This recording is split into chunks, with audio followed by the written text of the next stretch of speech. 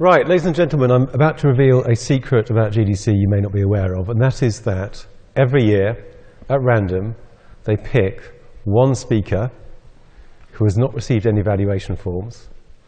They take them out into Yerba Buena and they shoot them in the back of the head. So please, for my children, fill in the evaluation forms. The second thing that we are required to say is that your mobile phones, your other noisemakers, please turn them off. I'm of a nervous disposition. If I hear a sudden noise from the audience, I may leap from the stage, and that will end badly. Welcome. Hello. I'm Alexis Kennedy. I run Failbetter Games, which is a studio in London. And we're an indie studio. We're up from 4 people in 2014 to 16 people now. So that puts us kind of firmly the mid-sized indie. And what I'm going to talk about today is going to be most useful to you if you are either a studio of about that size or looking to be a studio about that size. I want to make this clear. There has never been any successfully substantiated allegation of cannibalism against our studio. These things are subject to libel actions.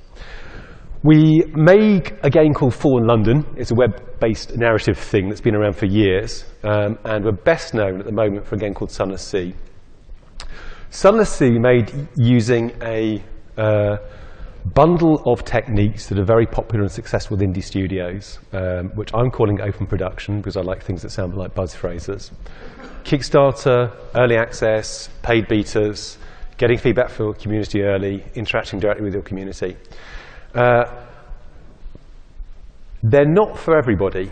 I think they're great. I spoke to Justin Marr from Subset Games earlier today, and he said he thought the idea was horrible, and he couldn't imagine doing it. I can't imagine doing it any other way. So this really is about finding what fits with your studio's way of working. And money is always available from somewhere. If the idea of working this way appeals to you, then do it. If it doesn't appeal to you, look somewhere else to find funding. There's a bunch of really specific good and bad things about building games in front of your community with your community's collaboration. Before we made Sunless, we were in a terrible place. We were 4 people. We'd been doing bits of client work. I just had to lay off 3 of my friends. And Fallen London, our own game, was not making enough money to pay the bills. So Sunless was a bit of a Hail Mary pass. I don't play American football, so I may have used that completely wrongly. It was a bit of a last desperate roll of the dice. We were going to go bust by the end of the year.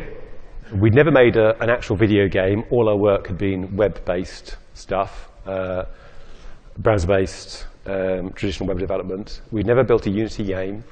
We thought we probably could. We thought we knew enough about game design and world building. We thought we could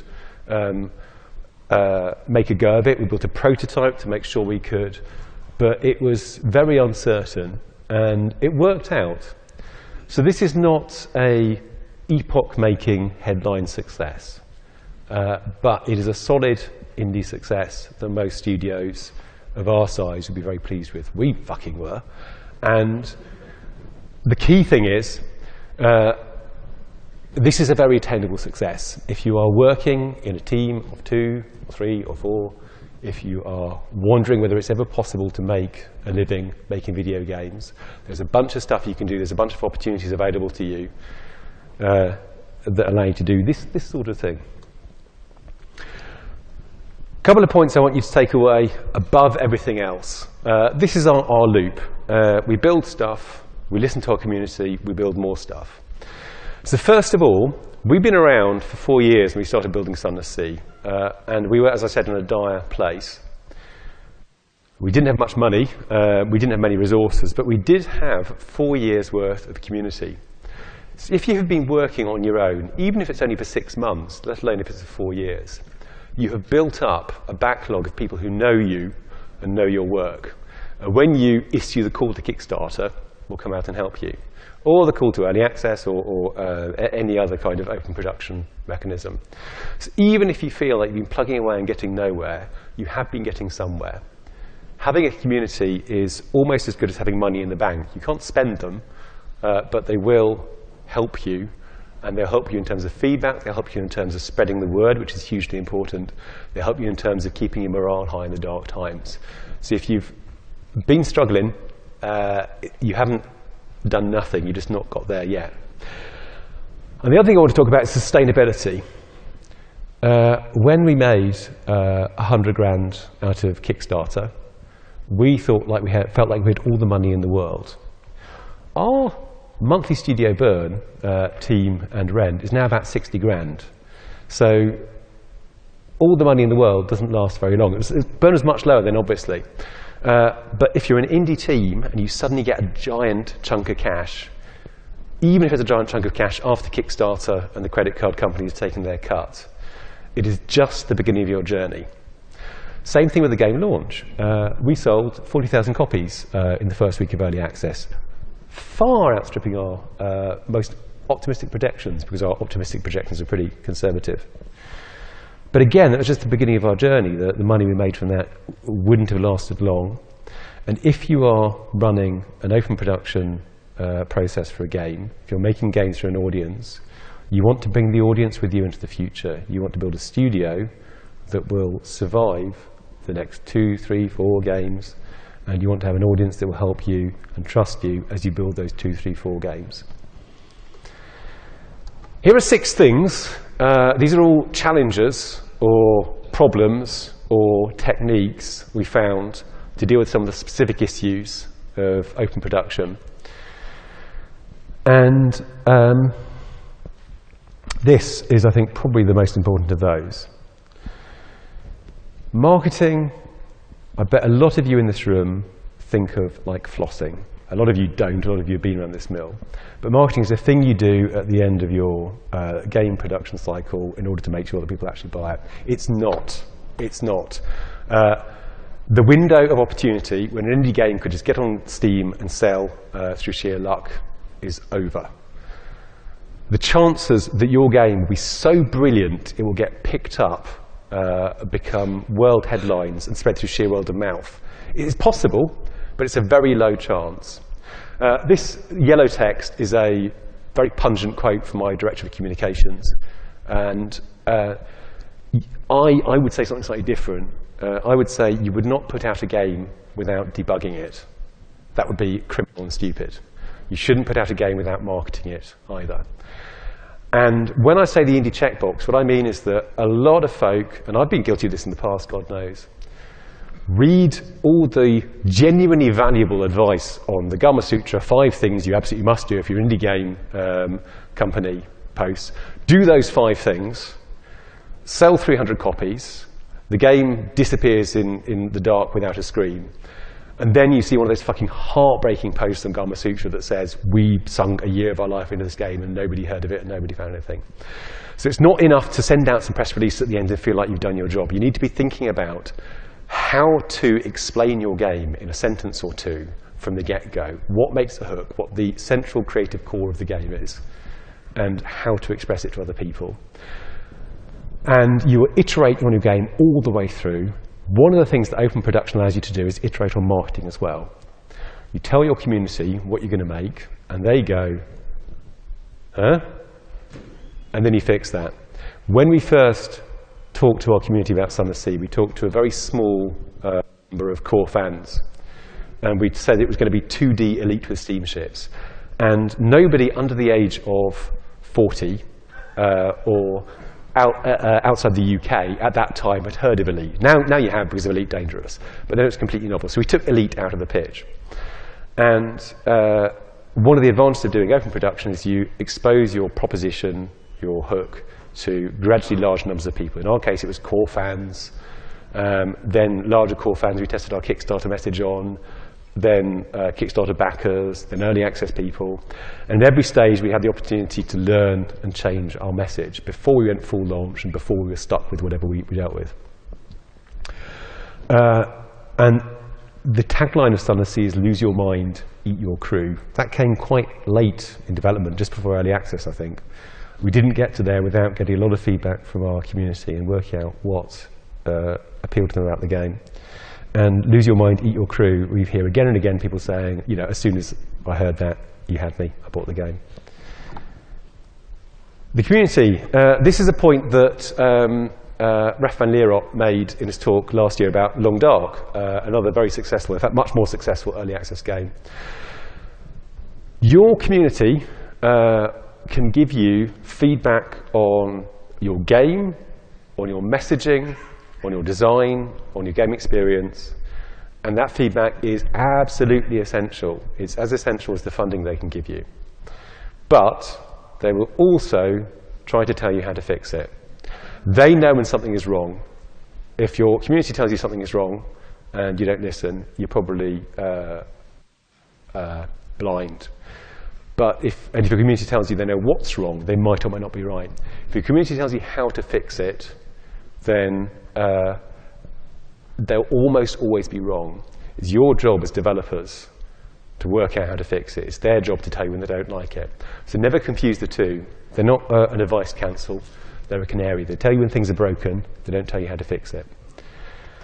This. I mentioned earlier that we exposed our game to ever larger numbers of players of the community.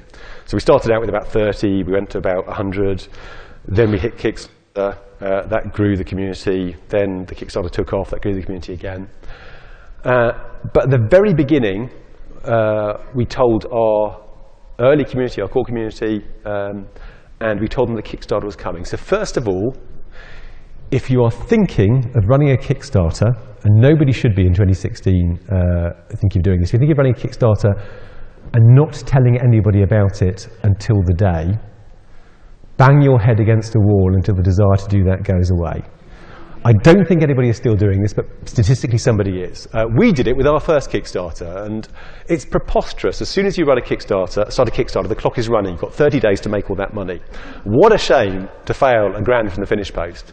So tell your community that you're going to be running a Kickstarter.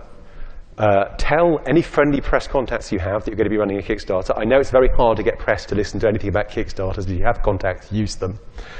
Tell them when it's going to start, and make sure that on the day, like 7 minutes past the point where you hit the button, you have pledges on there. Because nothing succeeds like the indication of a future success. If people are pledging, other people pledge. And what you want, specifically what you want, is to have people posting this image on their forum of choice on the internet. This particular one. Once you see this, you know you have a valuable proposition. So build your chosen kettle. Tell people up front, gather their enthusiasm, be ready to unleash hell when you hit the Kickstarter button, and you get that. This. How many of you went to the Darkest Dungeon talk yesterday? Okay, enough people that I'll skip over this somewhat. The Darkest Dungeon guys made an amazing game with kick-ass design, and they found a problem with the design halfway through development, and they fixed it. And the fix was necessary, and it was very painful to their community, and their community went absolutely batshit. They held their nerve, and they kept going. They didn't listen too hard to their veterans. That was the right thing to do, and that's why Darkest Dungeon has gone on to sell nearly 1 million copies and has undergone tremendous critical acclaim. Sunless Sea. We didn't do quite as well on that. One of the problems with Sunless Sea is that if you die, you start over. That's okay, that's fine. It's a little bit of a roguelite with permadeath. But the experience of starting over means going through the same content over and over again. There's not much randomness at the beginning. Big design flaw. I own that. It made the game much less than it could have been. And the reason we didn't realize how big a problem it was is that we were listening to the veterans too much. People were talking about the end game experience. People were talking about what it was like when you played through most of the content. We forgot to focus on the early game experience. Your veterans will be the most vocal people on your forums and in your feedback. They will really care about the game. They supported you from very early on. You should listen to them, but you should not listen to them too much. You should bear in mind they are not going to be new customers ever again. They're not going to give you unbiased feedback. And you think you know this. We thought we knew this. We thought we'd adjusted. Think harder. Assume it's always going to be easier to overrate them than you can. Really don't listen to them too hard. Kickstarter itself. So here are the obvious benefits. A chunk of backers, a chunk of money. A third of our backers came through Kickstarter. I'm not sure what the figures would be these days now, it's a couple of years on, but Kickstarter is a marketing platform itself. So you can, if you get a staff pick, and if you've got a good pitch, you'll probably get a staff pick, get a good chance of getting new backers. Once we crossed about 50 grand, I don't know what the number would be these days, once we crossed about 50 grand, we started getting press coverage without needing to chase people. So once your Kickstarter is a success, if you actually start raising up, people pay attention, then the press stop ignoring you as another million Kickstarter projects. If you can get that far, it makes a big difference. And of course, we got lots and lots of early feedback on design, which is vital. But the less obvious benefits of Kickstarter, we got, as I mentioned earlier, early feedback on the message. So we didn't just go with our first pass marketing message and put it out there. We listened to what people said worked, and we changed it. We were forced to explain what our vision for the game was very early on, and then forced to stick to it. Now, this is a double-edged sword. I've heard a lot of people in the last couple of days say they would hate that. And for some studios' creative process, it doesn't work at all. For us, it did. For us, it kept us honest, because I am scatty and prone to run after new, shiny ideas. And it was very beneficial to have that. But if you go on Kickstarter and commit to a vision, you are stuck with that vision for the foreseeable future. The other thing that's an unalloyed benefit, it's not a double-edged sword at all, and I can't overstate it enough, if you have been labouring in the dark for months with no money, suddenly 4,000 people want to give you money, that is wonderful. Feedback on design, very quickly, that was our change in the combat system. This was our equivalent of Darkest Dungeons, difficult balance change.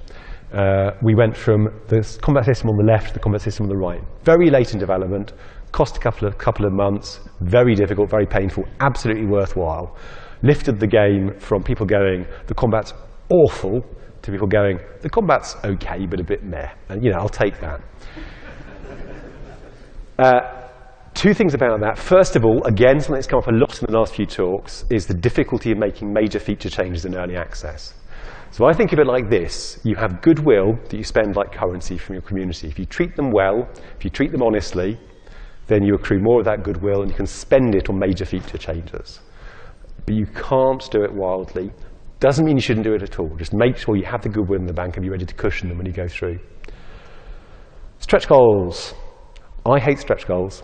I think it's very easy to get focused on that number that's like a score, the funding total at the end of a Kickstarter, at the expense of making the game, and to make promises about expansions or platform ports or other things you might want to do. You get 20 more grand funding, that will disappear in a month, and in 6 months you've got a very small team. There are two kinds of stretch goals that I'm in favour of. One is things you're secretly going to do anyway. The other is things that cost almost no money and are cool and attract attention, like this. So I know one of our backers paid 3.5 grand in order to get this ink on my leg, and that cost me £60. And that's a bargain.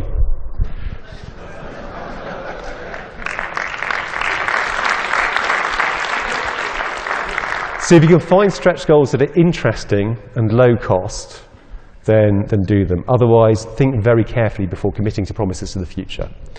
The ending first. The common wisdom is that narrative in early access doesn't work. For us, it did. We did well in early access, we did better in full launch.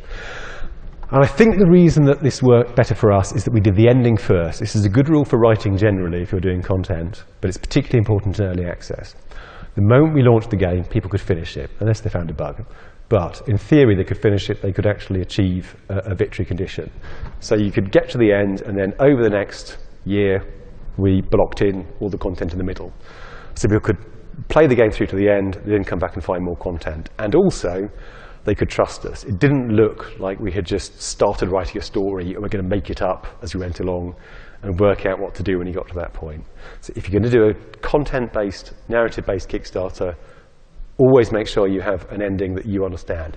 You can always change the ending. If you have a better idea a year on, you can change it. But it's better to have an ending than no ending. Community management, there's a whole lot of talks in this, obviously. The particular 2 points I want to make: protect your team. Your team will go nuts obsessing on every item of feedback if they can. And chase them out of the forums. Give them like 20 minutes to read the feedback and then say, no, come on, you can look at it tomorrow. Slap their wrist if you see them looking. Make a joke of it, put them in the naughty corner, but protect them because people get really hung up and really down on it. If you have a community manager, communications director, anybody like that to help filter stuff, that's obviously much preferred. And educate your community to answer.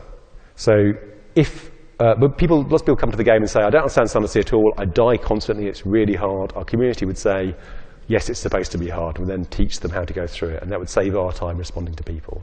So put the effort into educating your community so they can do your job for you in that respect. And don't tell people more than they need to know. If you've got your Kickstarter running, if you're putting out a new update every month or two, people can see there's recent activity, people can see what you're doing. They do not need to know every detail of your roadmap. We told people a lot, and they didn't remember most of it, and it took a lot of effort. So make sure you can show it's a live project, but don't go nuts trying to keep them up to date. We had a completion chart. We had like a bar graph of 10 things with 70% complete, 80% complete. A tiny minority of our players ever read it. Valve is also funny about this kind of thing in early access these days anyway, so I wouldn't recommend doing that.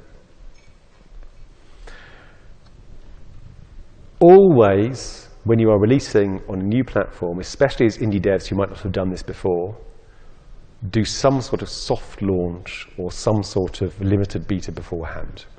We did our backers beta on Humble Bundle. It was a good experience, but there were problems with the process that we found and fixed when it was still not an issue. We did early access on Steam. My God, I'm glad we did early access on Steam before the full launch, because the back end of Steam, I can't say too much because obviously Valve's ninjas will drag me off the stage, but it's a bit like going inside the monolith in 2001: A Space Odyssey. It's very confusing. Make sure you practice things up front.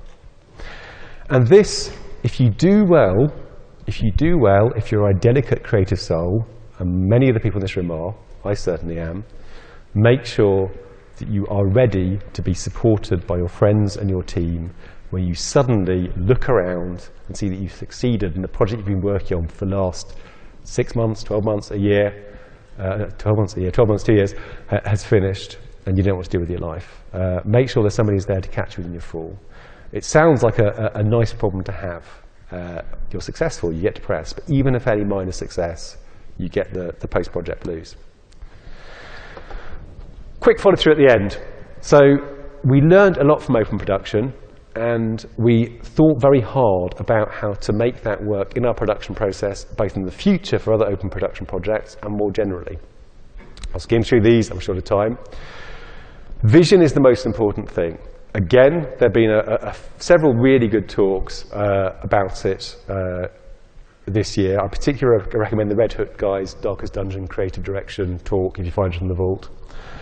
If you have a consistent creative vision, it means that your team understands you. You're not sitting there on your throne waiting for people to bring you concept art and say, not that one, it needs to have more shush.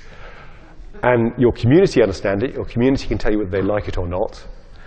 And you have a ready-made message for marketing. So double down there. This is what we said we wanted in Sunless from day one. Every single creative decision we made, every technical decision we made, every marketing decision we made reference to that. Points of light in the darkness, the possibility of imminent death, the sense of being something tiny and alone, a rocking ship of a boat on a giant, dark, hungry ocean, the sense of coming home again. All that stuff. Find your creative direction, stick to it like a face hugger. Culture, what I wanted to do was say something about studio culture without any of this stuff. I've never heard anybody say we're not passionate about games, we hate communication, excellence is really bad. So some really specific stuff that might not work for everybody, work for us. This is our guiding principle. Safety first, then fun, then profit. When I said at the beginning it's important to think about sustainability, that's what I had in mind most. Every decision we make about what games to build and what to do next, we think about the long-term financial viability of the studio. Then we think about how much fun it will be to do. And after that, we think about how much profit it will make, because I never want to look 4 of my friends in the eyes, and 3 of my friends in the eyes, and tell them they've lost their jobs ever again. So if you're an indie studio, if you're not a funded startup, if you're an indie studio that is trying to make a buck day in, day out, you are often going to have to make decisions that are temperate at the expense of decisions that might potentially pay off big. We have a very clear studio identity, that second paragraph. I mean, that's really specific. But our audience know what we like, and they come back to and respond to it. So this doesn't work for everybody, but I recommend having a consistent studio identity and making all your games fit that mold. Some people are wildly creative and want to do a different thing with every project. I salute you. We couldn't do it. This really worked for us. And we are visible to our community. I protect my team, and my communications director protects our team from the community. But they know who we are. They know our names. They often know when we've worked on individual bits. And this humanizes us, and it means that we can pass back attaboys from our community. Slack. Who's using Slack? Yeah. God, it's terrifying. It's everywhere. It's really good. It's awesome. If you're not using it, it's a chat application that's very good at integrating other streams. This is what we use for tracking support. Our Zendesk tickets, our Twitter responses, forum responses, Reddit posts in the Sunless subreddit, all this goes in one channel. Everybody can see it. We chase people out of it if they're obsessing about it. People can comment on it snarkily in real time without users seeing it. But it gives us one place that allows us to track community directions generally. So that's a really revelatory tool. Other stuff, very quickly, production things. Where we ended up after Sunless was 2-week sprints. Month-long sprints were too sloppy. Week-long sprints were too crazy. We don't do sprint retrospectives because we find that after 2 weeks, people don't really have enough new things to say. At the end of every month, we do a review of what we've achieved and not. Tech and content, we're a very content-driven studio. We have a full-time writing team. So we have writing tasks and tech tasks. They use very similar processes, but not entirely similar. Tech, we really focus on a Google Sheets spreadsheet with estimates. Content, we use something much more like a Kanban board. We originally had a Kanban board and a tech spreadsheet. A Kanban board and a spreadsheet for both. We found that the two together often are a bit surplus. So trim down your production tools to the ones you're actually using. Right, I want to leave you with this. This is what I posted on Slack just before we launched Sunless. Some people have no choice but to crunch. If you have any choice about crunching, crunch is bullshit. I've only been a game dev for 7 years, but I've been in tech for 20 years. And the data are in. It's really clear. You can work overtime for a week, 2 weeks, and you see a boost in productivity. You work overtime for 4 weeks, 8 weeks, 6 months, your productivity drops. You end up getting less out than you would. Maybe you're a prodigy and you can work as an indie in a voluntary crunch for 6 months at a time, 10 hours a day, 12 hours a day, and get good value out of it. Statistically speaking, you can't. Statistically speaking, your ability to evaluate your own work and spot the defects you put in your work drops as you work overtime. So statistically speaking, working overtime for extended periods of time is usually bullshit. It limits your ability to find other answers. If you get to the end of a Kickstarter, or towards the end of a Kickstarter, and you find you're running out of money, you can't do enough, do not work overtime for more than a handful of weeks, and compensate your people with time off if you do. Find things to cut. You will understand your game much better at the end of the process than you did at the beginning, so you know what you can get away with cutting. Find other ways to do it. Look for other funding processes, anything like this. If you just think, I'm going to work 16 hours today, tomorrow, next week, you'll burn yourself out and you'll make a worse game because of it. Crunch is bullshit. One more thing. Open production goes both ways. We wanted to build a community that will feed back to us. We're also trying to build a modest ecology of indie devs and would-be indie devs who work with us to make games and to teach them what we've learned and to learn from them in turn. We've got 2 people in our incubation scheme at the moment. We've funded one of them. We've just announced Failbetter, at the end of the second line there, a very small funding initiative for narrative-driven games. We're talking up to 20 grand, but it's enough to get an interesting small narrative project off the ground. Google our studio name and that word if you want to find out more about it. And that's me. Thanks very much.